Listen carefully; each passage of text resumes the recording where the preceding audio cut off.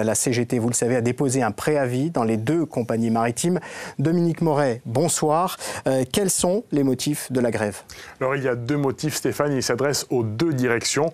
La principale revendication, c'est la réouverture des négociations et l'accord qui a prévalu jusqu'à aujourd'hui entre les deux compagnies. Le but est d'éviter une concurrence préjudiciable à l'emploi.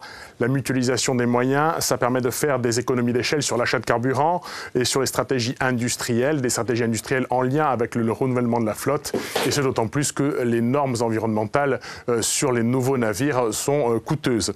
L'autre motif, eh bien, c'est la demande d'une garantie sur le pavillon français premier registre pour la prochaine délégation de service public, celle qui démarre en 2021 pour une durée de 10 ans. Le pavillon français premier registre, on en parle souvent, ce sont les conditions sociales et salariales des marins.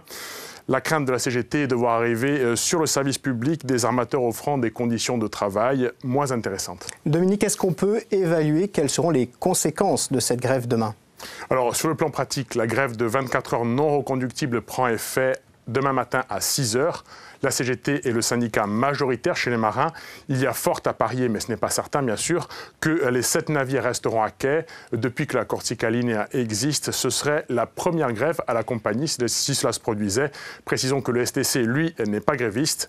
Alors, quelle sera l'écoute des directions? Des réponses écrites seront peut-être apportées. Dans la nuit, elles seraient lues dans ce cas-là en Assemblée Générale demain matin. Mais la relation, on le sait, est tendue entre les deux directions. Dans la presse, comme avec les syndicats, chacune accuse l'autre de volonté hégémonique et d'être à l'origine de la rupture. Aujourd'hui, un rapprochement semble compliqué. Et d'autant que cette grève intervient à quelques jours d'une audience devant le tribunal administratif de Bastia. Et oui, la méridionale a été écartée de l'appel d'offres de la DSP pour les lots d'Ajaccio et de Propriano. Un recours a été introduit, il sera examiné le 13 mars.